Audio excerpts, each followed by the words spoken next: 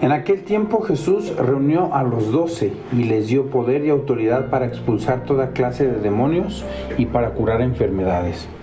Luego los envió a predicar el reino de Dios y a curar a los enfermos. Y les dijo: no lleven nada para el camino, ni bastón, ni morral, ni comida, ni dinero, ni 2 túnicas.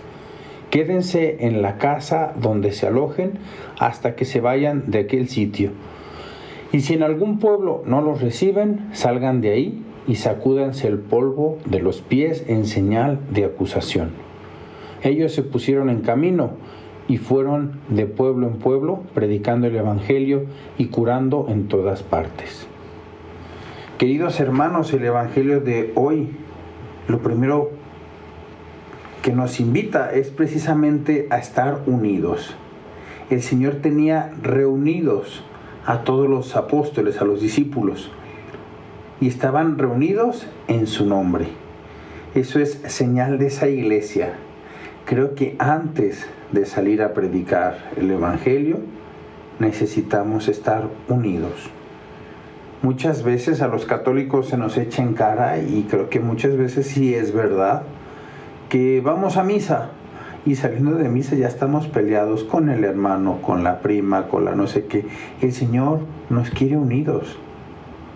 Unidos no solamente físicamente, sino unidos en el corazón. Físicamente a veces habrá unos que están en un país o en otro país, pero la unión de corazones, la unión de nuestra fe, la unión de nuestro amor es clave en la predicación, porque se predica con el testimonio. Ese mirad cómo se aman, seguramente que veíamos ahí en los Hechos de los Apóstoles, era llamativo para los demás porque se veían unidos, y cada vez que ellos estaban unidos predicaban con gran fuerza, y a los demás que lo veían se les antojaba vivir su fe como la vivían ellos. Pregunta: ¿mi familia predica la unidad o estamos todos desunidos? Creo que ese es un primer aspecto que necesitamos. Antes de poder predicar, necesitamos hacer un examen de conciencia en nuestra familia, de ver cómo estamos. ¿Estamos realmente unidos? ¿O hay alguien con el que no he podido todavía perdonar? Necesitamos pedirle al Señor esa gracia. Señor, concédeme la gracia de vivir mi fe unidos, a mis hijos, a mis padres, a mi esposa, a mi esposo, vivir la unidad. Y luego también después nos da también un tip. Quizá muchas veces nosotros no podemos vivir esa unidad porque nos hace falta ponernos en la presencia de Dios para que expulse de nuestra vida esos demonios, o para curar esas enfermedades del corazón que no nos dejan vivir la unidad. Sí me gustaría que también ustedes hicieran ese examen de conciencia. Quizá en alguno de ustedes podría ser la ira. Tengo un carácter iracundo que me hace ofender a los demás y los alejo, y al contrario, pues cuando se trate de alguna convivencia familiar, todos huyen, porque tengo un carácter, tengo un mal genio, tengo unas malas formas para tratar a los demás, que obviamente todos huyen de mí. Decía, creo que sí era San Juan Bosco, que atrae más una gota de miel que un barril de vinagre. ¿Eres tú como esa miel que atrae a esas abejas? ¿O cómo eres tú? ¿Eres de los que fomentan la unidad con ese carácter? O a lo mejor quizá mi defecto es la impaciencia. Cualquier cosa me hace ser impaciente y no estoy ayudando a fomentar la unidad, porque soy un impaciente y luego exploto contra los demás. O quizá también puede ser otro muy marcado, un demonio marcado, que es el de la pereza. Estoy más cómodo aquí en mi casa, ¿para qué salgo yo? Estoy tan a gusto, el salir con otros es trabajar, es aguantar, es soportar, es colaborar, y aquí en casa yo solito, pues más a gusto, veo la televisión sin que nadie me importune, y creo que no es lo que Dios quiere para nosotros. El trabajo en la virtud es precisamente trabajo en la virtud y hay que ser paciente. Me gustaba una película, no sé si ya lo he comentado, pero se llamaba El regreso del Todopoderoso, y hay una escena donde están en un restaurante y la mujer ya se había cansado un poco de su esposo, que decía estar haciendo una misión de Dios, que era crear un arca, el arca de Noé, pero en el siglo XX. Y el mesero se supone que es Dios, ¿no? Y llega con ella y ella empieza a platicar un poco sus problemas y le dice el mesero a ella, parece una oportunidad. Y ella como que lo voltea a ver extrañada y le dice, no entiendo.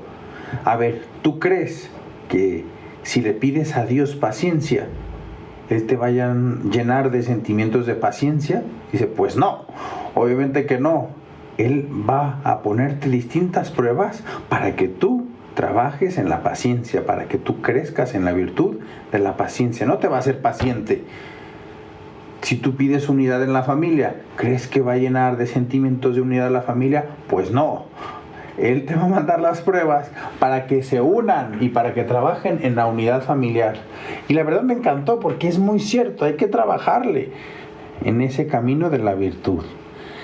Entonces, bueno, aquí podríamos tener esas pautas también. Primero necesitamos reconocer nuestros pecados. Y de hecho, en la misa, al inicio, antes de celebrar los sagrados misterios, reconozcamos que somos pecadores. Es que si no reconocemos nuestros pecados, nuestros demonios, no vamos a avanzar, no vamos a llegar lejos.